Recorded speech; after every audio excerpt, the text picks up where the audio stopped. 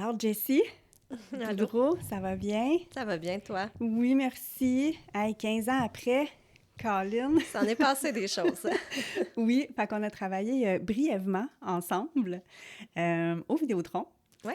Puis je sais même pas combien de temps. Dans ma tête, là, j'ai pas l'impression qu'on a travaillé, tu sais, sur un si long range de temps ensemble, mais... Je pense qu'on a peut-être travaillé un 8-9 mois. Pas Ah, OK. Ouais, Pas pire. maximum 1 an, là. Ouais, hein, c'est ça. Ouais, pas plus. C'est ça. Parce que dans ma tête, tu sais, je suis tellement restée là longtemps. Tu Ouais. sais, au Vidéotron, que c'est ça, dans ma tête, c'était comme un petit laps, tu sais, sur moi, combien de temps que je suis restée là. Aujourd'hui, on va parler d'un sujet très délicat. Puis, est-ce que je l'ai bien nommé? C'est-tu un deuil périnatal? Ouais, Oui, exactement. OK, c'est bon.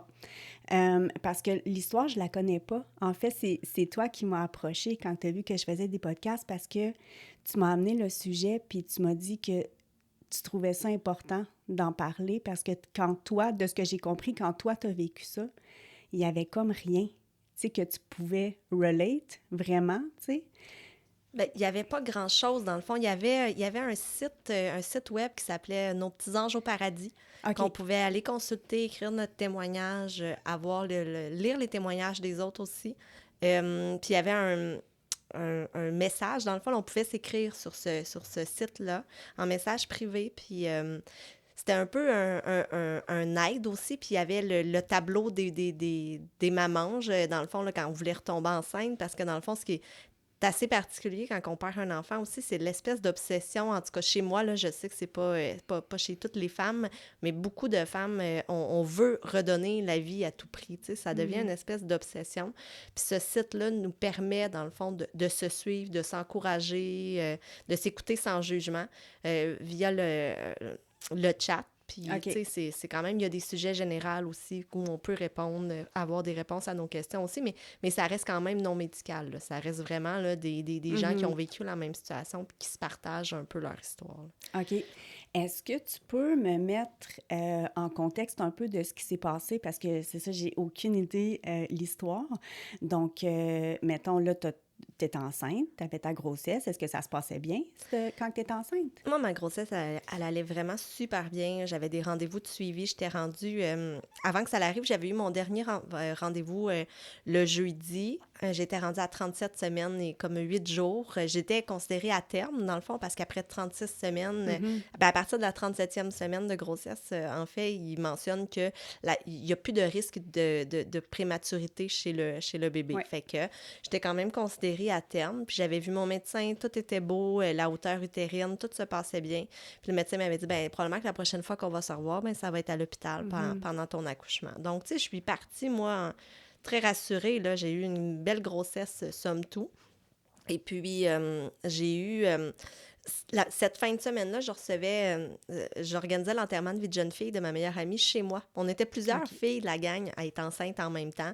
Donc, aller dans un bar puis tout ça, ça nous intéressait un peu moins. Fait qu'on s'était dit, on va faire venir comme les danseurs chez moi, on va faire le party. Puis je buvais pas, puis on était plusieurs à pas boire qui pouvaient comme vraiment, tu sais, s'organiser pour que tout se passe bien. Ouais. Fait que... je me souviens, là, j'ai 38 semaines et peut-être un jour à ce moment-là. Je suis assise sur mon banc, là, on regarde un peu le party se passer dans le salon, puis je flatte ma bédaine, puis je trouve qu'elle bouge un peu moins. Puis j'ai une fille qui est à côté de moi, avec qui je suis allée à l'école, qui a déjà un enfant, puis qui me dit « Jessie, c'est normal, là, t'es grosse comme un ballon, l'enfant, il bouge moins en fin de grossesse. » Mais tu sais, je trouvais quand même que c'était pas tout à fait normal comparativement à ce que j'avais connu. Ouais, ma fille, elle s'appelait Rose, puis j'avais vraiment l'habitude en fin de soirée qu'elle bouge vraiment beaucoup, mais j'en ai pas fait de cas. Le lendemain matin, je me suis couchée, il était peut-être comme 3 heures du matin, ce qui était vraiment pas dans mes habitudes. Le lendemain matin, j'étais avec la sœur de ma meilleure amie, puis j'étais comme « Ah, elle donne des coups! » Fait que Annabelle, elle avait mis sa main, puis elle avait senti comme les petits coups de rose qui étaient probablement ses derniers à ce moment-là, mais je le savais pas. Je me suis recouchée, j'ai pris une douche, puis là, dans la douche, là, je sentais vraiment qu'il y avait quelque chose qui fonctionnait pas. Je la sentais vraiment plus du tout bouger dans mon ventre.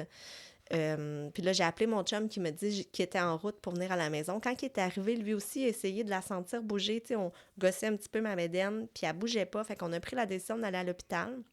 Non, on a appelé à l'hôpital. Ils nous ont dit de se déplacer. Quand je suis arrivée là, il y a une infirmière super fine qui me dit « Ah, on va vous installer sur ce lit-là, madame. Moi, j'ai un lit magique qui rassure les mamans. » Fait que je m'installe sur le lit. Elle vient, elle prend le Doppler pour essayer de trouver le cœur. Elle trouve pas le cœur. Elle l'entend pas. Puis elle me dit « Ah, elle dit, faut juste que j'aille chercher quelqu'un d'autre qui va venir avec un Doppler plus petit pour écouter le cœur. » Mais tu sais, à ce moment-là, même s'ils disent rien, on le sent là, qu'il y a quelque chose qui est pas normal. Je me souviens, j'étais couchée, je tenais la main à mon chum, le médecin de garde est arrivé avec un plus petit Doppler, puis là, il essayait de chercher le cœur, puis après ça, elle a comme tout fermé, elle a dit « Madame, il faut qu'on aille chercher le gynécologue de garde. » Mais là, je suis comme « Mon bébé, il est-tu correct? » Puis c'est silence radio, là, ils nous répondent plus. L'infirmière me flatte le bras. Moi, je le sais, là, ce qui s'en vient, là, je le sens. Là. Mon chum aussi, les deux, on pleure, les larmes coulent. Puis tu sais, en même temps, à ce moment-là, tu as tellement l'espoir qu'il se trompe, puis que s'il n'y a rien, ben, dans le fond, c'est le protocole en deuil périnatal à l'hôpital. Là. C'est ce qu'ils font. Fait que le gynécologue est arrivé. Il a même pas tourné la machine vers nous. Il a vraiment cherché le cœur avec la machine échographie. Il a tout fermé. Puis là, il m'a regardé. Puis il dit « Je suis vraiment désolée, madame. » Il dit « Là où il devrait y avoir de l'activité cardiaque, il n'y en a pas. » Et là, tout s'effondre. Parce que tu le sais, là, tu le vois le train arriver. Là. Il s'en vient vers toi. Là. Puis t'espères qu'il va s'arrêter. Là, mais là, il te rentre dedans. Lettre, là. C'est... Puis là, je me souviens vaguement du médecin qui me disait « Je sais par quoi vous allez passer, je sais que ça va être difficile. » Puis j'avais tellement juste envie de l'envoyer promener puis de dire « T'as aucune idée de ce que je suis en train de vivre. » J'ai appris par après que le médecin venait de revenir au travail. Son bébé était décédé d'une méningite à 1 mois. Fait qu'il savait vraiment où je m'en allais. OK. Puis... Fait que c'est ça, moi puis mon chum. Puis là, on est dans un espèce de tourbillon. On est tout seul à Laval. Nos familles sont pas là. Nous, on s'en allait à l'hôpital pour se faire rassurer. Puis là, ben, on nous annonce que notre bébé est décédé, qu'il faut... Puis là, moi, mon premier réflexe, c'est de dire, ben, enlevez-le-moi. Puis je veux plus l'entendre parler. Mais ça marche pas comme ça. Faut que tu l'accouches, ton bébé, là. Faut que tu l'accouches. Moi, je voulais une césarienne, je voulais qu'il me l'enlève puis que ça se termine là. Mais là, après ça, il nous explique que pour le processus de deuil, puis aussi pour le corps, tu sais, c'est moins invasif un accouchement naturel qu'une césarienne. Fait que, tu sais, on est dans cet état d'esprit-là. Il nous amène dans une chambre, puis là, on est vraiment chamboulés. Donc, il nous donne des pilules d'activant pour essayer de nous calmer. Mais chez nous, ça l'a fait l'effet contraire. On a comme vraiment fait je dirais un bad trip là-dessus. Là. On n'était pas capable de dormir. On n'était plus là du tout. Puis là, on a appelé nos parents pour leur annoncer que leur petite fille était décédée, dans le fond. Quand ils ont vu le téléphone sonner, à ça là, ils se sont dit « Oh mon Dieu, Jessie est en train d'accoucher. » Mais non, c'est pas ça. Fait que, moi, je me souviens, je pleurais, puis c'était mon beau-père qui a répondu. Puis là, je disais, Rose est décédée. Attends un petit peu, là, je comprends pas, je vais te prêter ta mère. Ma mère était dans le bain. Elle a pris le téléphone, puis elle était comme, là, je disais, Rose est décédée, maman, Rose est décédée. Puis elle disait, ben non, c'est impossible. Je disais, maman, Rose est décédée, là. Puis je pleurais, j'étais dans tous mes états. Pendant ce temps-là, mon chum, il appelait ses parents de son côté. Et là, ma mère, elle disait, je m'en viens maintenant. Puis j'étais comme, non, tu vas pas m'ajouter le stress que tu prends la route là. Là, de toute façon, il n'y a rien à faire. Fait que j'ai raccroché, je voulais comme plus parler à personne. Puis c'est ça. Après ça, le lendemain, tu sais, on est comme ça, ça s'est passé durant la nuit. Puis le lendemain matin, j'avais une amyosynthèse à aller passer parce qu'il voulait avoir une des premières étapes pour essayer d'avoir un élément de réponse sur qu'est-ce qui est arrivé. Parce que toute ma grossesse était belle, puis on n'avait aucune idée de qu'est-ce qui aurait pu arriver à Rose. Donc, je suis arrivée, puis là, tu sais, ils nous font passer en chaise roulante dans la salle d'attente. Il y a toutes les mamans enceintes qui attendent leur première échographie de bébé, puis tout ça. Moi, j'avais pas dormi de la nuit. J'avais juste envie de leur dire « Votre bébé peut mourir n'importe quand. Votre bébé peut mourir n'importe quand. » J'étais comme plus là. Puis là, en arrivant dans la salle pour faire la myosynthèse, le radiologue, vraiment, là, c'est probablement la personne la moins empathique que j'ai rencontrée dans toute ma vie, est arrivé, il a regardé, il a dit « Il n'y a aucune liquide, il y a aucune goutte de liquide là-dedans, madame. » Il dit « Je peux pas faire de myosynthèse. » Puis là, j'ai dit « Ça veut dire que j'ai tué mon bébé, que j'ai perdu mes os puis que je m'en suis pas rendu compte. » Il dit « C'est pas à moi à faire des suppositions. » Puis il est sorti de la salle. La technicienne en radiologie ne savait plus où se mettre. Puis là, moi, je hurlais, j'ai tué mon bébé. Je faisais juste dire, j'ai tué mon bébé, je regardais mon chum, je disais, c'est de ma faute, j'ai perdu les os, puis je m'en suis pas rendu compte. Puis là, je me disais, hey, c'est de ma faute, j'ai tué mon bébé. Et là, écoute, on n'a pas attendu la préposée. Mon chum, il m'a ramené en haut dans la salle. Puis c'était le seul élément de réponse que je voulais savoir. La semaine avant tout ça, j'avais passé une hauteur utérine où tout était beau, tu sais. Fait que je comprenais pas comment... Je me disais que j'avais perdu les os. Puis que je m'en étais pas rendu compte. Fait que je me sentais vraiment mal. Puis tu sais, dans le fond, au moment... Là, ils ont commencé à déclencher mon accouchement. Puis au moment où ils sont arrivés pour justement crever la membrane des os, là, ils m'ont dit, il y a une membrane, madame. C'est impossible là, que vous ayez perdu les os puis que votre bébé soit mort pour ça, tu sais. Vous auriez peut-être eu une fuite de liquide amniotique ou quelque chose, mais vous l'auriez su. Puis effectivement, tu sais, je pense que je m'en serais rendu compte. Ouais. Puis, tu sais, dans le fond, ce qu'on m'a expliqué par la suite, c'est que quand il y a un bébé dans le ventre, dans le fond, là, pendant plus de 24 heures, s'il est décédé depuis plus de 24 heures, il n'en produit plus de liquide amniotique. Puis c'est comme le bébé qui fait son propre liquide amniotique vers la fin, en aspirant le liquide puis en l'urinant. C'est une espèce de cycle. Et que probablement que c'est ce qui serait arrivé, que le bébé est décédé, on ne sait pas la raison. On ne sait pas comment ni pourquoi c'est arrivé. Mais...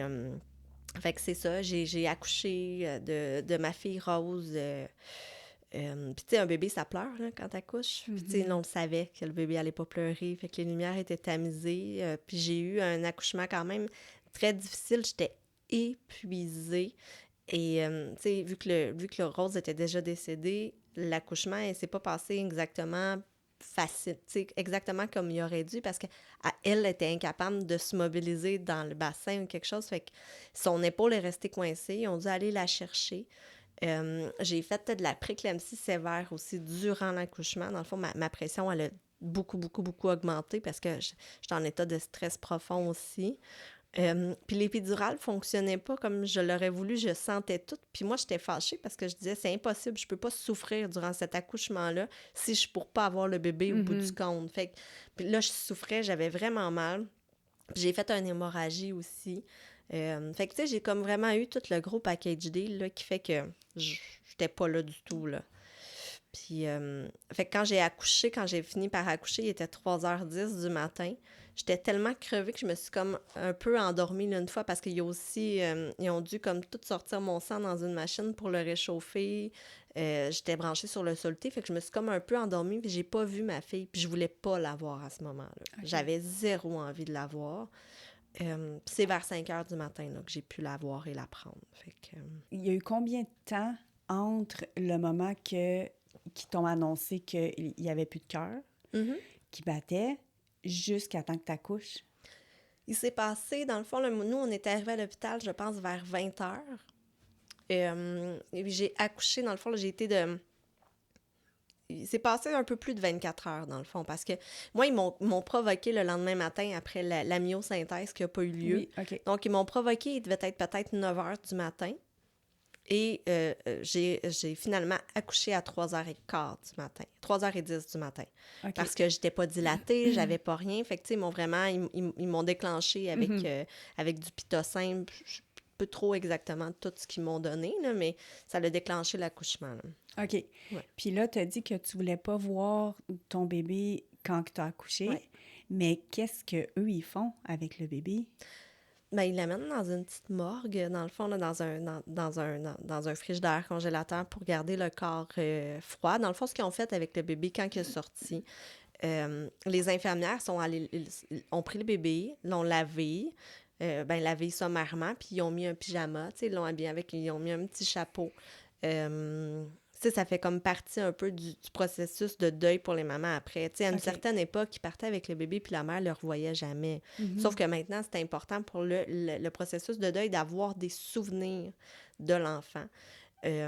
Donc, tu sais, moi, mais ils respectent le choix dans tout ça. Moi, je voulais pas la voir tout de suite. Mon chum voulait la voir. Fait que, tu sais, une fois que le bébé a été comme bien mis, parce que, tu sais, ça paraissait quand même que Rose était décédée, là. J'ai eu un accouchement qui n'a pas été facile pour elle. Donc, tu sais, ça pose quelques endroits sur son visage. Ça l'avait un petit peu déchiré, mais, tu sais, elle était magnifique, là. Elle avait ses 10 orteils, ses 10 doigts. Elle pesait presque 8 livres. Tu sais, c'était un beau bébé dodu, là, tu sais, qui était...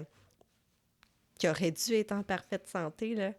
Elle avait ses cheveux, tu sais, il n'y avait rien de monstrueux chez cet enfant-là, là, même si ça paraissait que oui, tu sais, elle était décédée. Les parents de mon chum, moi, mes parents sont séparés, mais ma mère et mon père, les deux sont venus aussi.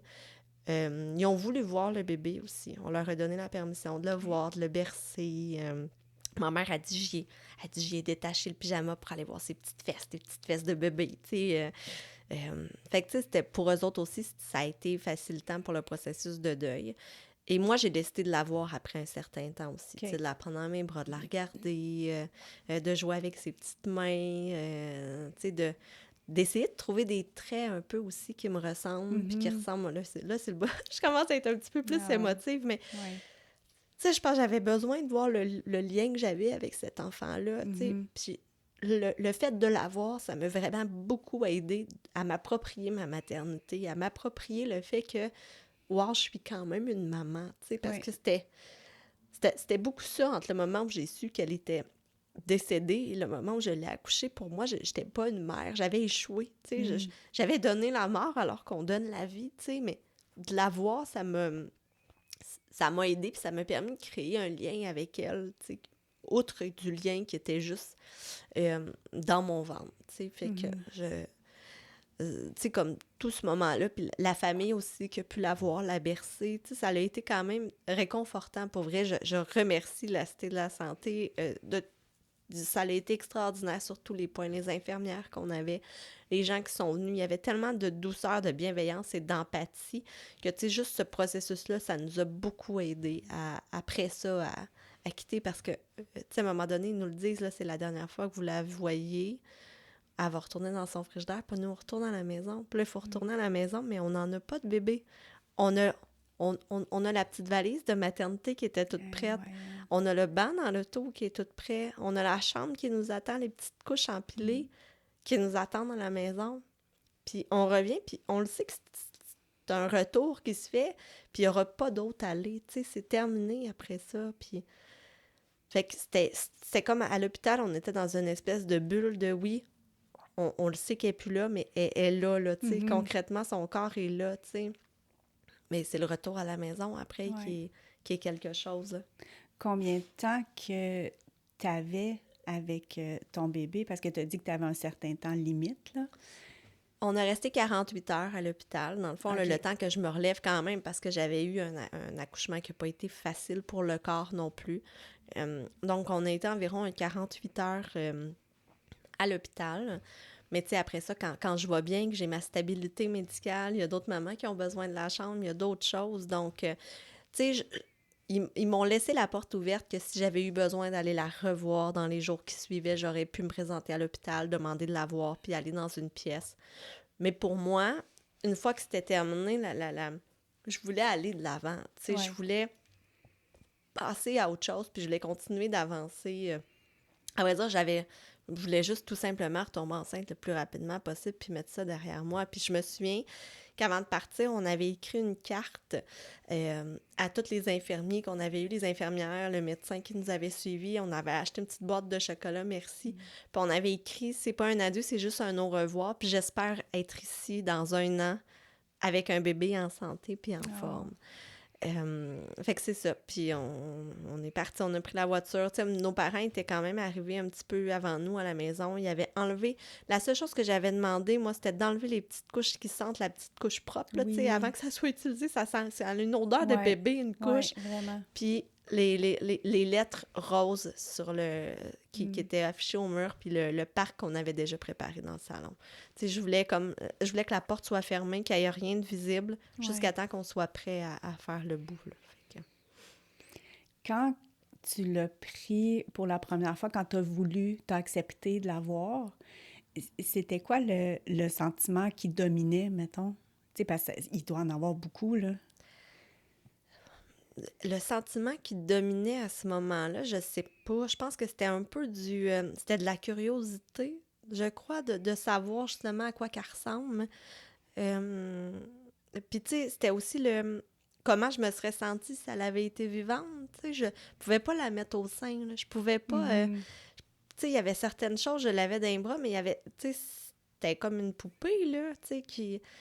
Fait que de la curiosité, de la peine, mais tu sais, j'avais beaucoup d'amour, là, puis je me souviens d'y avoir chanté la chanson. Ma mère chantait toujours, parce que j'y chantais toujours quand j'étais enceinte, puis c'était ma chanson que je voulais chanter à ma fille. Chanson que je chante d'ailleurs à ma fille souvent, parce que j'ai eu l'occasion, j'ai eu la chance extraordinaire d'avoir un autre bébé après, mais sur le moment, je sais pas, c'est hors du temps.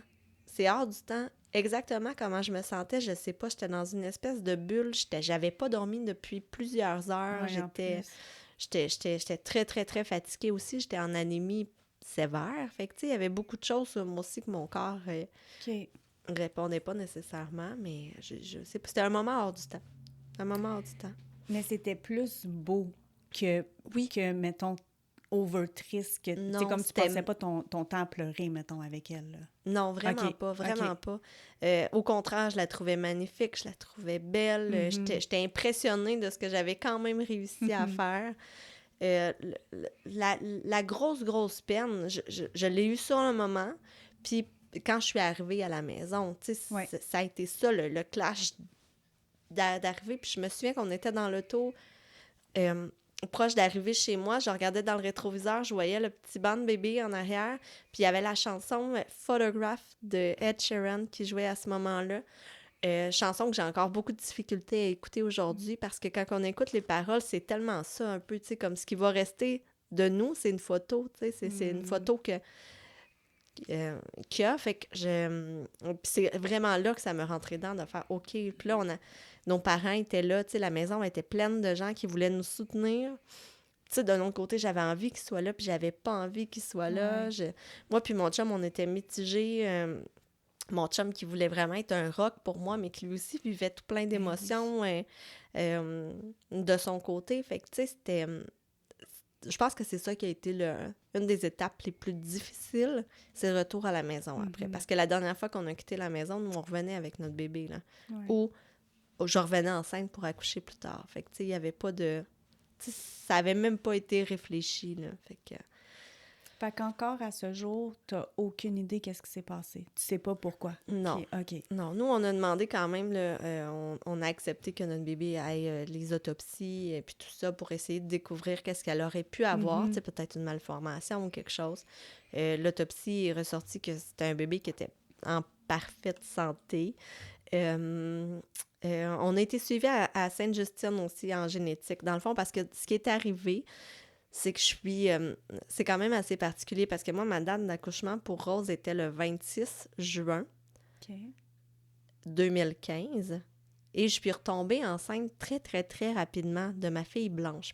Ma fille s'appelle Blanche. On a un petit clin d'œil au vieux nom et aux couleurs. Et j'avais la même date d'accouchement pour les deux filles à 1 an d'intervalle. T'es-tu sérieuse? Oui, la Ben, même voyons date donc. d'accouchement. Donc, on le fait pas mal aux alentours du 5 octobre les deux, tu sais. Wow. Oui, fait que, tu sais, puis ça, souvent, c'est pas nécessairement recommandé dans le deuil périnatal de revivre les mêmes étapes de la grossesse au même Ben moment non, par c'est la ça, je m'en suite. allais dire. Parce qu'il y a des fois un danger qu'il n'y ait pas pas de, je cherche le mot distanciation, c'est peut-être pas ça, là, mais tu sais, le but, c'est de se dire que le bébé que je vais avoir, c'est pas le même bébé que j'ai eu. Ouais. Fait que, tu sais, j'étais quand même suivie, j'avais quand même un psychologue qui m'a suivie durant cette période-là. Et, fait que c'est ça, j'avais la même date d'accouchement pour les deux filles qui étaient en juin. Je me souviens plus c'était quoi la question de départ, pourquoi je disais ça. J'ai comme un petit blanc. Moi, je t'écoute parler, là. J'étais partie. Je sais même pas. Mais en tout cas, dans tous les cas, c'est ça, je suis tombée enceinte très rapidement. J'étais suivie à Sainte-Justine. En génétique, c'est là qu'on s'en allait. J'ai pas su pourquoi Rose était décédée, mais vu que je suis tombée enceinte rapidement de Blanche, ben, tu sais, j'ai été quand même suivie à une très, très... J'ai eu un très, très bon suivi de grossesse, dans le fond. Okay. Bien, premièrement, j'étais déjà en anémie, fait que, tu sais, il fallait quand même que je prenne des médicaments de fer qui t'amènent quand même d'autres petites complications après. Tu sais, j'ai quand même eu 2 grossesses, tu sais, j'ai accouché à terme, puis 12 semaines après, j'étais déjà enceinte. Fait que, tu sais, ça s'est fait très, très rapidement. Puis je vivais aussi les mêmes étapes. Fait que psychologiquement, c'était quand même assez stressant, mais à Sainte-Justine, on a eu des prises de sang particulières pour savoir si on avait des cas de cancer possibles pour notre enfant, des cas de maladies graves pour notre enfant, et puis tout ça. J'ai eu droit à la myosynthèse, j'ai eu droit vraiment là, à des échographies régulières aussi, des antécédents familiaux aussi dans notre famille pour voir s'il y avait des risques blanches à aller quelque chose qui pourrait mener au décès. Puis ensuite de ça, j'ai été transférée à la clinique de grossesse à risque à la Cité de la Santé. Donc, tu sais, j'avais des Dopplers régulièrement, j'avais des échographies régulières. J'avais pas de... je n'ai pas eu une grossesse dangereuse. Tout était beau, mais avec ce que j'avais traversé, puis aussi le court laps de temps, mon médecin qui est extraordinaire, merci docteur Florence Saint-Pierre de tout l'accompagnement, voulait quand même bien nous accompagner. Puis, tu sais, je pense qu'aussi, c'était beaucoup pour nous rassurer dans tout ça, parce que je me rappelle plus le nombre de nuits où je me suis réveillée à 3 heures du matin en la sentant pas bouger, puis en me faisant un expresso, là, juste pour la réveiller, là. Ma fille peut bien de paquet de nerfs aujourd'hui, là, avec la grossesse que je lui ai faite, là. Mais, fait que c'est ça. C'était beaucoup, beaucoup, beaucoup de stress, mais j'étais super bien encadrée, là. Parce que rendu à 36 semaines, je peux pas... Ça doit être... Je sais pas à quelle date, à quel temps, je veux dire, tu l'as eu, à combien de semaines? T'es-tu rendu à 40 semaines? J'avais 38 semaines et 2 jours. OK. Ouais. Parce que ces 2 semaines-là, là, tu sais, entre 36 puis 38, il devait être l'enfer pour toi. À vrai dire, moi, justement, vu que Rose était décédée à 38 semaines et 2 jours, j'avais négocié avec mon médecin que j'allais être provoquée à 37 semaines. Je voulais me rendre au stade pour enlever le danger de prématurité. Elle m'avait dit que si c'était trop lourd pour moi, elle pourrait m'accoucher avant. Parce que, tu sais, en même temps, c'est ça que j'ai trouvé extraordinaire dans mon suivi, c'est que j'ai eu un accompagnement et une écoute sur moi aussi. Tu sais, c'était mon bébé, mais c'était aussi moi, comment j'allais dans tout ça. Mais tu sais, je me suis rendue à 37 semaines. Et là, moi, on avait choisi la date d'accouchement, c'était le 7 juin. Je trouvais que le 7, c'était un chiffre chanceux. Mon médecin était en congé cette journée-là, puis elle m'a dit, je vais être là, c'est moi qui vais t'accoucher, pas de stress.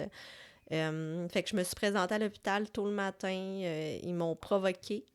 L'accouchement, c'est quand même bien été, sauf que vers la fin, Blanche, là, des fois je mélange, mais Blanche, elle a eu de la difficulté un petit peu à sortir. Elle avait un triple cordon autour du cou. Et c'est le médecin qui a coupé le cordon et qui est parti avec Blanche, qui a ramassé mon chum. Elle avait un Apgar de 2/10. Donc moi, je viens d'en tuer une autre. Moi, là, ça a été long avant que je comprenne qu'elle était correcte, là. Il a fallu que le médecin vienne me voir puis qu'elle me dise « Là, Jessie, calme-toi, là. Concentre-toi sur toi parce que j'étais encore en hémorragie. » Puis elle m'a dit « Ton bébé, il pleure, là. Ton bébé, il a eu une petite frayeur, là. Il y avait comme trop de liquide dans ses poumons. Mais elle a dit « Ton bébé, il pleure. C'est bon signe, mais on l'amène avec nous en néonate. Mais là, concentre-toi sur toi. » Puis elle est partie avec mon chum. C'est quoi que tu as dit, le 2/10? J'ai pas compris. C'est l'Apgar, dans le fond. Là, c'est exactement le terme médical, je sais pas c'est quoi, mais je sais qu'il calcule la force du bébé, comment est-ce qu'il va sur une note de 10. Ah, OK. Ouais, 0 étant en besoin de réanimation, mais 2, dans le fond, mon médecin a quand même déclenché un certain protocole parce que, de 1, elle connaissait mon historique, de 2, le bébé, il allait pas bien.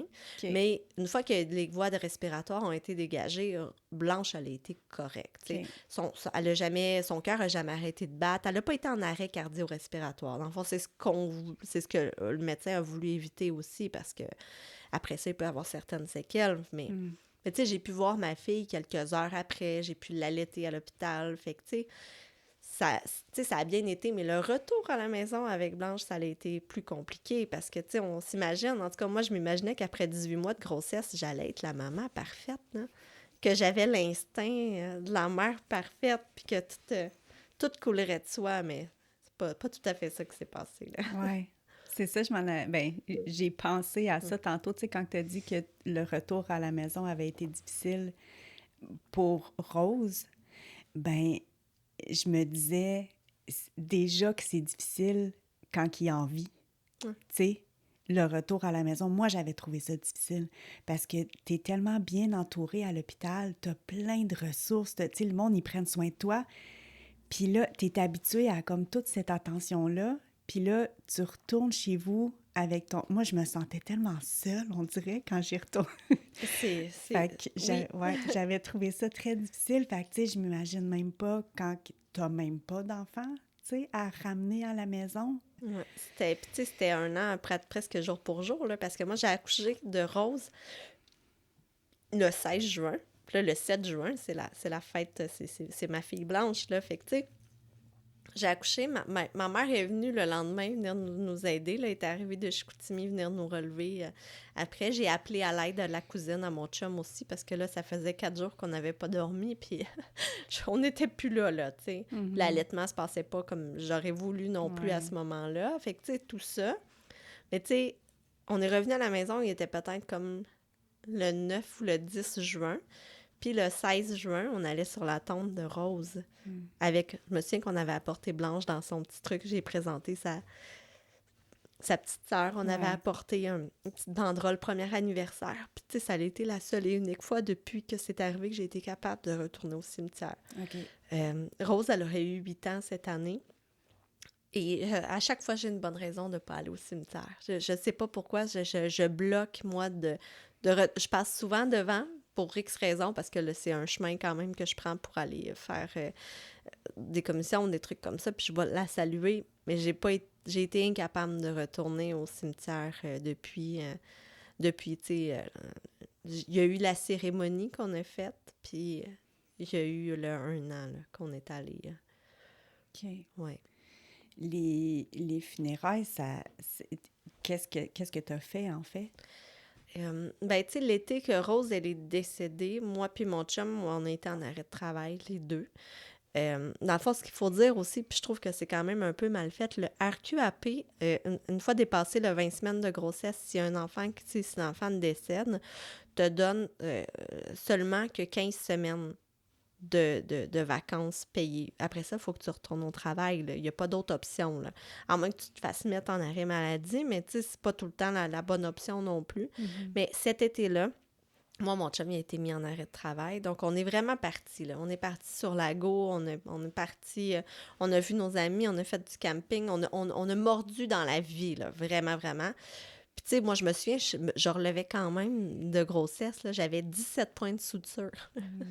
Fait que, tu sais, c'était... Mais écoute, 3 jours après, 4 jours après, on était en camping, tu sais, on s'est vraiment gros promené cet été-là, puis on a fait le party, puis on a eu du fun, puis, tu sais, on voulait vraiment mordre dans la vie. Puis, tu sais, je me souviens qu'à un moment donné, j'ai comme reçu un appel de l'hôpital. Je sais pas pourquoi j'ai comme pas... Puis là, il me demandait ce qu'il voulait qu'on fasse du corps. Et là, la réalité m'a rattrapée parce que c'était un peu comme si ça faisait peut-être 3 semaines qu'on vivait comme pas de lendemain. Puis étonnamment, moi, je te le dis, en 3 semaines, j'avais perdu tout mon surplus de grossesse. J'avais aucune vergeture. C'est comme si je n'avais jamais été enceinte. C'était pas sain, tu sais, dans le fond, là, on a réagi de cette manière-là, mais il n'y avait rien de sain dans notre manière de vivre notre deuil, mais ce coup de fil-là m'a vraiment rattrapé. Puis je me souviens que j'avais pris moi-même les décisions, j'avais fait moi-même les dispositions pour le corps, puis j'en avais informé mon chum, qui était vraiment fâché après moi, parce que c'était son bébé aussi. Mais tu sais, on dirait que moi, là, sur le coup, j'étais comme, c'est mon bébé, c'est moi qui l'ai porté, c'est moi qui l'ai accouché. J'ai vraiment tout fait ça un peu, pas dans son dos, mais tu sais, dans ma tête, je pensais même pas que ça pouvait le froisser, que je fasse ça. Je Puis comprends. avec du recul, je me dis, mais à quoi j'ai pensé? Mais justement, j'ai juste pas pensé. J'étais comme, OK, Magnus Poirier à Laval peut recevoir le corps, ben, on va le faire comme ça, tu sais, vous pouvez le récupérer, je veux la faire incinérer. Moi, c'était inconcevable pour moi d'avoir un petit cercueil. Inconcevable. Ça, je pense que là-dessus, mon chum était quand même d'accord. Là, je pouvais pas imaginer d'arriver, puis non, impossible. Ouais. Je pouvais pas enterrer. Tu sais, à la limite, j'ai préféré la faire incinérer, avoir ses cendres. Puis on a décidé, nous, de l'enterrer, là, à Magnus Poirier, dans le fond, le cimetière de Laval, un petit coin qui s'appelle pour les anges, dans le fond. C'est pour les enfants morts-nés ou les enfants qui sont morts de mort subite. Fait que, tu sais, c'est un petit coin, je me dis, elle sera pas toute seule. OK. Ouais. Puis là, on a organisé, c'est pas des funérailles at large dans une église puis tout ça, là. Nous, on a fait ça quand même. On voulait quelque chose de très simple, Ça se passait au cimetière sous une grande toile blanche. Puis là, on y a écrit un petit mot. Je pense d'ailleurs que le petit mot est dans la boîte. Euh, Chacun, moi et mon chum, on a écrit pour elle. Puis après ça, on s'en allait chez moi. Mais ce qu'on a été surpris, c'est que nous, on n'avait invité personne à part nos familles. Mais tu sais, nos familles parlent des fois à nos amis, tu sais, on a quand même un petit réseau, mais on est comme arrivé au cimetière, puis il y avait plein de gens. Ah On ouais? avait des amis qui sont venus qu'on n'avait pas invités. Il y avait, dans le fond, c'est que nos amis, à un moment donné, ils ont écrit Hey, là, c'est quand, qu'est-ce qui se passe avec Rose? Y a-tu un enterrement? Puis, tu sais, nos familles bien intentionnées l'ont nommé. Fait que nous, je me souviens, on s'est retrouvés chez moi en pensant être à peu près 8, mais là, on était une trentaine. Puis, tu sais, c'est un peu le party aussi, tu sais, ça nous réunit, on avait nos familles, puis tout ça, c'était un moment super triste. Puis je me souviens juste que ma grand-mère, grand-maman, je t'aime, capotait parce qu'il n'y avait pas assez de bouffe pour tout le monde. Puis là, tout le monde était comme, ben voyons, Madame Manger, c'est pas grave, on va se commander, on va aller chercher des hot dogs. Mais ma grand-mère, c'était comme, hey, c'est une réception, puis on n'a pas de bouffe, tu sais. C'est tellement typique grand-maman. Mais tu sais, en même temps, tu sais, ça a été, somme toute, un beau moment. OK. Tu sais, ça l'a bien fermé la boucle de cet épisode-là. Puis, tu sais, quelques semaines après, j'étais enceinte. Puis, tu sais, on a passé Ouais. à un autre niveau, mais, tu sais, on n'oublie quand même pas. Tu sais, c'est... Mhm. Ouais. Fait que là, tu as mentionné la petite boîte, que le mot se retrouverait peut-être dans la boîte. Fait que c'est ça. Tu as amené une boîte souvenir Oui. de Rose. Est-ce que c'est correct si je... Oui, absolument. OK. C'est son premier voyage hors de la maison. T'es-tu Ouais. sérieuse? Oui. Mais Ah, en fait, là. tu sais, je me souviens que quand j'ai acheté cette boîte-là, j'avais plusieurs souvenirs d'elle éparpillés un petit peu. Puis là, je me disais, faudrait bien que je les mette dans une boîte, mais je voulais une belle boîte. Mhm. Fait que j'avais fait plusieurs magasins, puis je suis arrivée chez Winners, puis j'avais vu les belles boîtes. J'avais pris la belle boîte que j'aimais beaucoup, puis j'avais acheté un body 3 mois pour Blanche. Je suis arrivée en train de pousser mon panier et je me suis effondrée en pleurant parce que je venais de réaliser que j'achetais une boîte pour ma fille qui était décédée, pour ses souvenirs, puis un petit body pour sa sœur qui s'en venait. J'avais l'impression d'avoir manqué de respect envers ma fille, que ça aurait dû être son moment, puis Ouais, je je comprends. contrebalançais avec un autre moment, puis je me souviens d'en avoir parlé avec mon psy aussi, puis que c'est là que j'ai vraiment essayé de travailler la coupure entre que mes deux filles seraient jamais la même, tu sais. Puis c'est cette étape-là qui m'a permis de le faire aussi, de me dire, j'ai une boîte pour une, mais pour l'autre, j'ai toute la vie, tu sais. Ouais. Ça m'a fait réaliser que si Rose n'était pas partie, que j'aurais jamais eu Blanche aussi. Hmm. Je serais pas retombée enceinte 3 mois après. Puis je l'aurais pas, là, ma poulette qui prend toute la place aujourd'hui, tu sais. Ouais. Mais, excuse-moi. Mais non, ça va. Hey, écoute, je suis full stressée.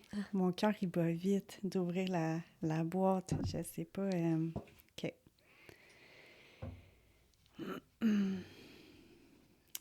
Fait que là, ça, c'est une petite enveloppe. Ouais, c'est les photos. OK. Est-ce que je peux Oui, tu peux. ouvrir? OK. Tu sais, je peux peut-être me permettre de le nommer aussi, là. Tu sais, les photos ont été prises par l'infirmière, mais maintenant, il y a une fondation qui s'appelle la Fondation L'Étincelle, OK. qui permet de... Non, les Perséides, je sais plus exactement le nom, mais qui prennent des meilleures photos que ce qu'on... Oh. Je pensais que c'était des photos comme d'échographie. Non. OK. Fait que là, pour ceux qui n'ont pas le visuel, ben en fait, personne n'a le visuel. C'est la photo de Rose à 38 semaines, c'est ça? Oui, OK. à l'accouchement. Ouais. Ouais, je sais pas comment la décrire. On dirait qu'elle a comme une grosse échymose, Ouais. on dirait, dans son visage. Fait qu'elle a clairement pas un teint vivant, mettons. Non. Mais elle est belle comme un cœur. Oui. T'as raison. Oui. Oh là là. OK. Ouh. Mais tu sais, tout ça, moi, c'est pas les premières choses que j'ai vues chez elle quand je l'ai eue dans mes bras. Mais non, je comprends. Je regardais son petit nez, je regardais Ouais. ses petits pieds, je touchais ses orteils. Je me souviens que j'étais comme... J'arrêtais pas de jouer avec ses petits pieds, ses mains. Mhm. J'ouvrais, je fermais sa petite main, puis oui, tu sais, ça peut être des photos quand même choquantes, mais tu sais, pour moi, c'est des photos, tu sais, ça me montre qu'elle a été là, tu sais, Ouais, qu'elle vraiment. était vraiment là. Puis comme je disais aussi, il y a maintenant la fondation Perside ou Étincelle, je me souviens plus, c'est des photographes, dans le fond, professionnels ou semi-professionnels qui, gratuitement, vont dans les hôpitaux prendre des photos des enfants qui sont décédés. Donc, c'est sûr que ça fait des très beaux portraits, tu sais. Ouais. Il atténue, sauf que ça, c'est vraiment... C'est une photo à frette. C'est une photo, c'est une infirmière qui a pris l'initiative de prendre des photos pour qu'on puisse se souvenir aussi, tu sais. Mhm. Mais Mais c'est ça, ça confirme qu'elle était là, mettons. ouais. Je sais pas l'expression que tu as utilisée, mais les mots, je veux dire, que tu as pris, mais tu sais, comme je t'ai dit, je m'attendais à ouvrir l'enveloppe puis voir des photos d'échographie parce que, justement, on dirait que dans ma tête, elle a comme juste été dans ton ventre, tu sais. Ouais. Mais là, j'avoue que ça, c'est concret, là. Ouais. Fait que je comprends à 100% Puis c'est particulier parce qu'aussi, quand on vient d'accoucher puis qu'on a envie de crier sur tous les toits, sur les réseaux sociaux, « Je suis maman, voici la première photo de mon bébé », mais j'ai eu envie aussi d'exposer ces photos-là, Alex. J'ai vraiment eu envie de les montrer. Ouais. Mais je peux pas. De un, c'est très intime, puis de deux, c'est choquant de voir ça, tu sais. Ce que moi, je trouve beau, c'est pas nécessairement... Tu sais, ça peut être excessivement choquant, effectivement, de voir des photos d'un enfant décédé. Puis, tu sais, de faire le parallèle de qu'est-ce qui est beau là-dedans. Mais c'est mon enfant. Tu sais, c'est ça. Fait que, tu sais, oui, ces petites photos sont dans sa petite boîte une fois par année, je les regarde, mais moi, je la trouve magnifique dans mon regard. Mon chum la trouve magnifique. Ben oui. Tu sais, je la montre à mes parents. Tu sais, pour nous, on voit au-delà de ça. Vraiment. Mais c'est ça. Ça me rappelle que, tu sais, je suis maman 2 fois. J'ai 2 enfants. Puis effectivement, elle a existé, tu sais. Mm-hmm. Ouais. Ouais, de toute évidence. Puis c'est pas... je pense pas que c'est... Ben, en tout cas, pour ma part, je pense pas que c'est choquant. Je pense que c'est juste... J'ai vraiment été over triste, mettons, pour toi, tu sais. Puis moi, je me mets tout le temps... J'essaie de me mettre à la place de la personne, tu sais. Puis c'est ça, si ça avait été aussi le mien, tu sais, moi qui avais vécu ça, tu sais, fait que c'est ça, tout ça, c'est ça qui m'a fait mal en dedans, tu sais. Mais c'est pas, ça m'a pas choquée, comme du tout. Puis elle est très belle. Merci d'avoir partagé ça avec moi. Merci. Fait qu'il y avait... Hey, j'ai l'impression de shaker, Colin. Fait que ça, c'est la petite doudou, Oui, j'imagine. c'est la petite doudou dans laquelle elle a été emmitouflée. C'est qui l'a tricoté? J'imagine que c'est quelqu'un... Ben, c'est même pas quelqu'un que je connais. Dans le fond, non, c'est à ok. l'hôpital parce que le sac de vêtements qu'on avait apporté, il est resté dans l'auto. On n'est pas retourné dans l'auto. Fait que quand j'ai accouché, ils m'ont demandé si je voulais qu'elle soit habillée. Puis tout ça, dans le fond, c'est des dons de bénévoles, des tricoteuses, des femmes qui donnent ça à la maternité pour soit des enfants morts-nés ou des parents qui ont peut-être pas les moyens ou qui ont pas qui arrivent à l'hôpital, qui accouchent en surprise, les bébés prématurés, puis tout ça. Fait que c'est une petite couverture qu'ils nous ont laissée, qu'ils nous ont donnée quand on est partis. Ça, j'imagine que c'est les lettres que tu voulais plus voir dans la chambre. Les lettres roses, là, que tu j'avais voulais oublié que je les avais mis dans la boîte. J'ai pas regardé la boîte avant de venir. Ça fait longtemps que je l'ai pas ouvert, OK. Fait que oui, je vois les lettres en soi. Oui. Durant mon congé, avant mon accouchement, là, j'avais pris la peine de tout peinturer. Puis vu qu'elle s'appelait Rose, je voulais pas d'une chambre rose. Fait que ma thématique, c'était gris et jaune. OK. Parce que... Oui, c'est ça, les lettres. Oui. Ouais, il y a... Oups. Il y a le beau R avec une belle couronne dessus, avec des petits diamants. Oui. Les lettres, ils sont collés un petit peu. On dirait que la peinture, elle les a... Ça se peut. Fait que je veux pas... Tiens, je voulais montrer le R, mais... OK. Comme ça. Fait que là, il y a un tout petit mini chapeau ici. Que ça, c'est encore, j'imagine, comme la couverture. Oui, que exactement. c'est les bénévoles qui ont tricoté. Puis ce chapeau-là, il est quand même vraiment précieux parce que je me souviens que quand on était dans l'auto pour revenir, moi puis mon chum, on se sentait mal parce qu'on disait on aurait dû couper une petite couette de cheveux en souvenir. Puis on se sent...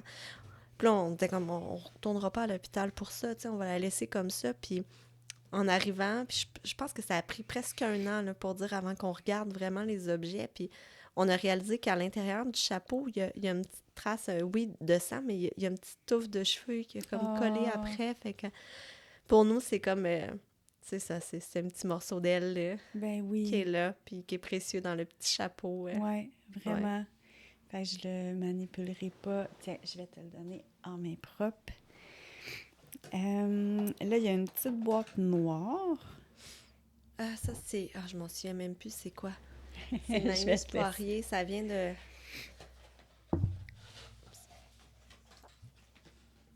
C'est...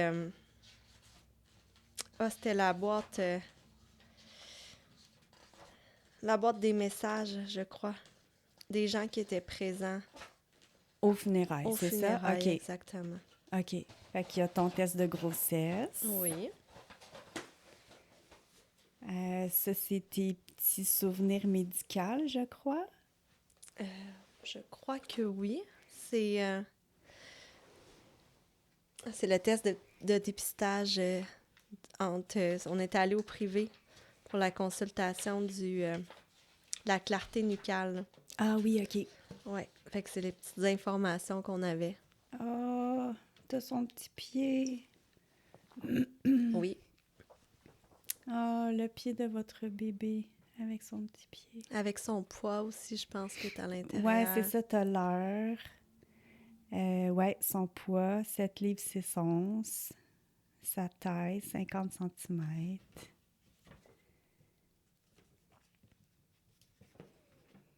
Oui, son petit pied. Oh, il est tout beau. Un papier rose. Ça, c'est les lettres qu'on avait écrites. OK. Tiens. Hop là. Eh mon Dieu, j'ai jamais relu ça. Je l'ai jamais relu. Ça fait 8 ans. Oh là là. Veux-tu que je la lis ou t'es correct? Je vais essayer. OK. Je vais essayer. Rose, mon ange, ma fille adorée. J'aurais aimé ne jamais devoir t'écrire ces mots, mais la vie en a décidé autrement. Tu es la plus belle personne, le plus beau bébé que j'ai eu la chance de voir, et tu venais de moi. Tu seras toujours et éternellement magnifique. Tu t'es figée dans le temps, pure et innocente. J'aurais aimé te connaître un peu plus, te montrer à quel point je t'aime. Tu as laissé un grand vide dans notre maison, mais mon cœur est plein d'amour. Tu m'as appris que dans le pire, que dans la détresse, que dans cette tragédie, l'amour triomphe au bout du compte. Regarde tous ceux qui sont présents pour toi. Je te promets aujourd'hui de rester forte et de prendre soin de ton papa, de tes futurs frères ou sœurs et de tous les gens qui t'aiment. Toi, veille sur nous et surtout, attends-nous. Un jour, dans très très longtemps, je l'espère, nous serons réunis. Ouf! Mon Dieu, que je m'attendais pas à cette réaction-là. Je pleure presque plus. Pour vrai, depuis que Rose est partie, je pleure vraiment plus beaucoup. Puis que je suis très surprise moi-même de ma réaction. Oh là là! Ouais, parce que tantôt, ça venait te chercher, t'avais les yeux pleins d'eau, mais là, c'était des grosses larmes que t'as eues. Mais c'est parce que je me remets dans ce moment-là. Je me remets... À ce moment-là, j'étais... C'est ça, très vulnérable. Et ça, c'est quand tu l'as écrit, ce petit mot-là? Écoute, on l'a enterré au mois d'août, fait que j'ai dû l'écrire la veille. J'ai dû procrastiner. Je me souviens que j'ai dû l'écrire à la dernière minute parce que je savais pas quoi dire. OK. Je savais pas quoi y dire. Mais non. Tu sais, Non, je savais pas quoi dire. Puis, ouais, ça doit être au mois d'août. Ouais, je pense que c'est ça. Pas longtemps avant. Ça, c'était son petit pied, ici. Ça, c'est des papiers médicaux. Oh. Ouais, c'est le rapport d'autopsie. Ouais, c'est le rapport d'autopsie. Dans le fond, ce que le rapport d'autopsie nomme, c'est que il n'y avait pas de... Tu sais, c'est une mort fétale in utero, signe morphologique compatible avec une rétention post-mortem de plus de 24 heures, paramètres de croissance normaux, paramètres morphologiques indiquant un décès de type anoxique. Dans le fond, c'est un décès, je pense, à l'intérieur du ventre. Elle avait une hypoplasie modérée de l'isthme aortique. Puis moi, j'ai focusé là-dessus parce que dans ma tête, c'était ça le problème. Ouais. Puis j'ai appris que un grand pourcentage d'enfants naissent avec une hypoplasie modérée, OK. puis que ça se résorbe. Fait qu'il n'y avait absolument rien dans l'hypoplasie qui est lié à le décès. Absence de malformation du système nerveux central. Dans le fond, c'est ça. Ce que le rapport nomme, c'est que tout est beau. Puis, tu sais, ce rapport-là, moi, j'ai un des cousins de ma mère que j'ai toujours appelé mon oncle Jean-Claude, qui est urgentologue. Puis, tu sais, ce rapport-là, j'y avais envoyé. J'avais voulu avoir une double expertise. J'avais vraiment voulu avoir un autre regard. Je me disais que c'était impossible qu'il n'y ait rien dans son rapport. Ouais. Mais c'est ça. Dans le fond, 33% des morts in utero, comme on a vécu, n'auront jamais d'explication. Je fais partie du 33%. Ouais. Il y a une... Ah, ça, c'est scellé. Oui, ça, c'est scellé. Ça, c'est quand j'étais enceinte de 27 semaines de Rose. OK. Je me souviens que j'étais allée dans un café, puis j'avais eu l'inspiration d'écrire une lettre. Une lettre pour elle que je voulais qu'elle ouvre à ses 21 ans. Donc, je m'étais assise, j'ai dû manger 4 ou 5 crêpes au sirop d'érable parce que c'est le seul moment dans ma vie où j'ai autant mangé enceinte avec un café. Puis j'ai écrit cette lettre-là, mais c'est avant la tragédie, c'est avant tout ce qui est arrivé par la suite. C'était au plus beau de ma grossesse, là, les nausées étaient parties, je me sentais bien, j'étais bien. Puis...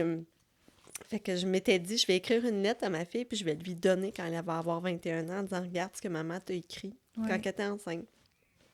J'ai décidé de la garder. Puis à 21 ans, quand elle va avoir 21 ans, quand ça l'aurait fait 21 ans, j'ai l'intention d'aller lui lire au cimetière. Peut-être même avec ma fille puis mon chum. Ben oui, ça va être beau. Ouais, fait que ça risque d'être un moment...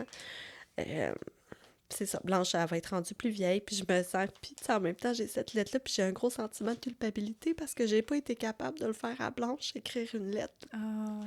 J'ai pas été capable, enceinte, puis je me suis dit, je vais lui écrire sa lettre à elle aussi, elle lui a droit.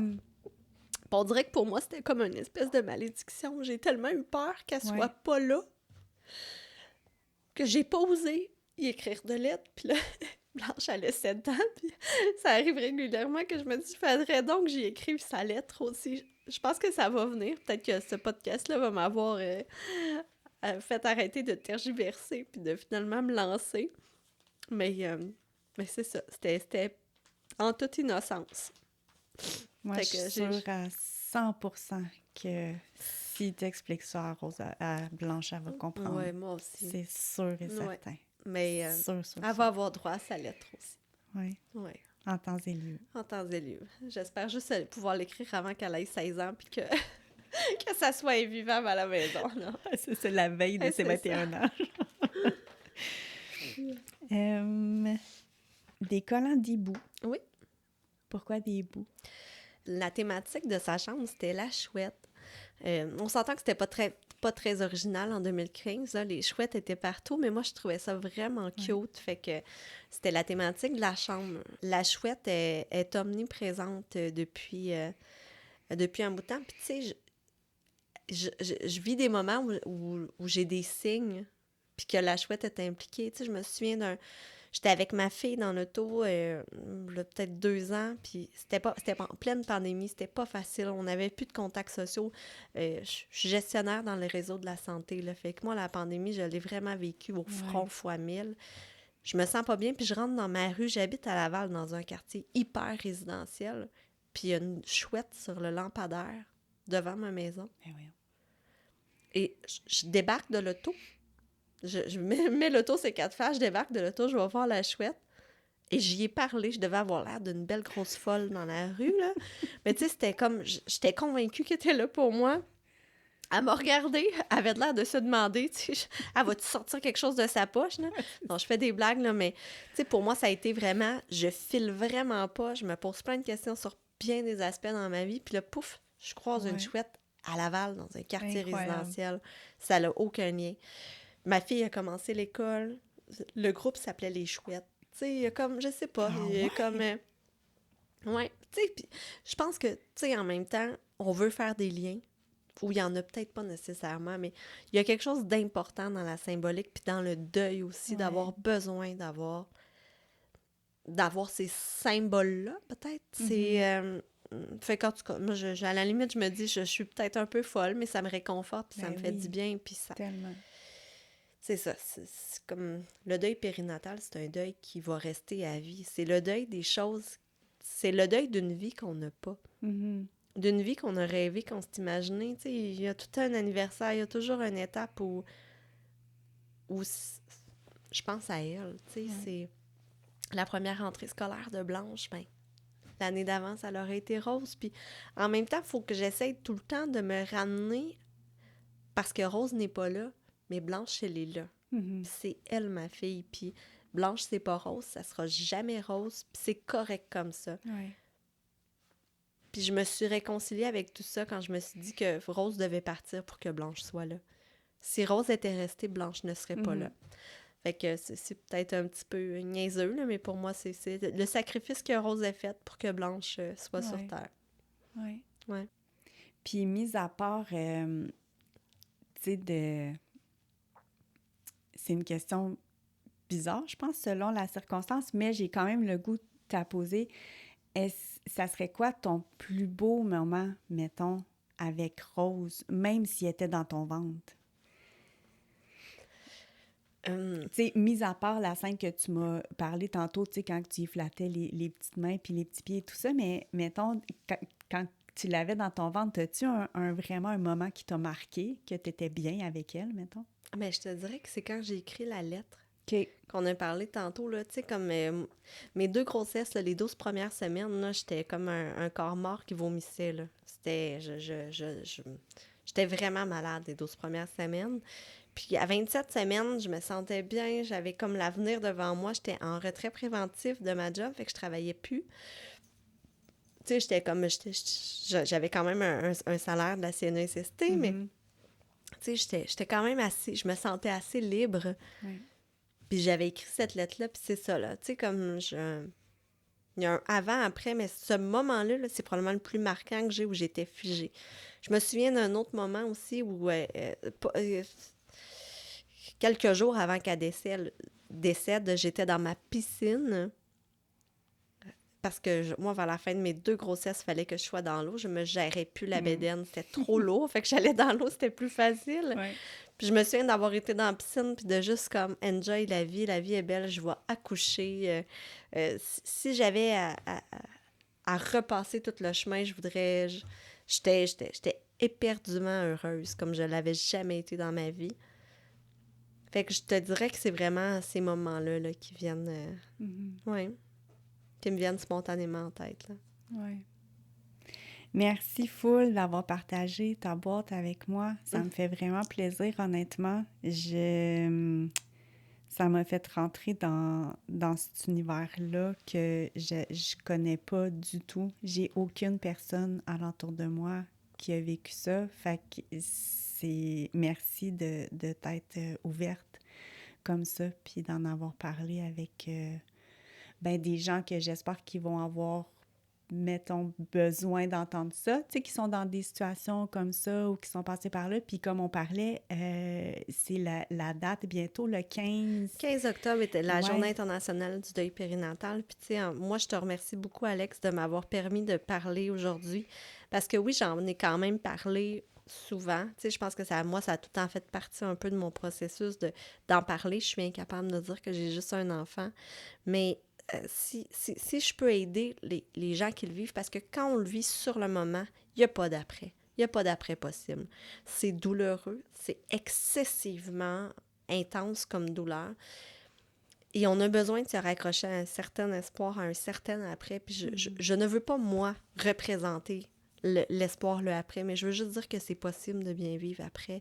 Puis que c'est vraiment, là, c'est la pire épreuve que n'importe quel couple peut vivre, n'importe quel être humain, en couple ou pas, de perdre un enfant, mais qu'il y a quand même moyen de s'en sortir après, puis qu'il y a moyen d'avoir des enfants en santé après. Je pense que ça aussi, les gens ont besoin de l'entendre. Puis que si vous n'avez pas d'enfants après, pour X raisons, la vie continue quand même, puis c'est pas vrai que rien n'arrive pour rien. Enlevez toutes les phrases toutes faites de votre vocabulaire, là, quand quelqu'un vit un deuil périnatal, c'est juste de savoir comment il va, puis essayez pas de rentrer dans les grands discours de phrases toutes faites. Ça fait juste nous écœurer, ça fait juste nous faire mal, puis demandez-nous pas comment je ferais pour survivre si j'étais à ta place. Quand on est confronté à ça, on le sait pas, puis on survit, c'est tout, on avance. Puis il y a quand même un après rempli d'espoir, puis je pense qu'il y a quand même... je garde des beaux souvenirs, des souvenirs difficiles, mais tu sais, personnellement, ça m'a fait grandir comme personne aussi, cette épreuve-là, puis je pense que malgré tout ça, j'en sors meilleure et grandie. Fait que merci de m'avoir permis de l'exprimer aujourd'hui. Merci à toi. Est-ce que ça tente de rester un petit temps supplémentaire sur Patreon? C'est des questions supplémentaires qui vont avoir vraiment un lien direct avec toi, puis c'est super easy, comme ça va détendre l'atmosphère un petit peu. Okay. C'est genre quel film que tu écoutes, quel genre de musique, où est-ce que tu vas pour te ressourcer, des choses comme ça. Fait que, ouais, c'est pour te connaître toi un petit peu plus. Fait que si ça te tente, on ferait ça. Go. C'est bon? Good. Fait que merci encore, Jessie. Puis j'espère que le podcast va être écouté par plein de monde qui en a besoin. Merci. Merci. Bye. Bye.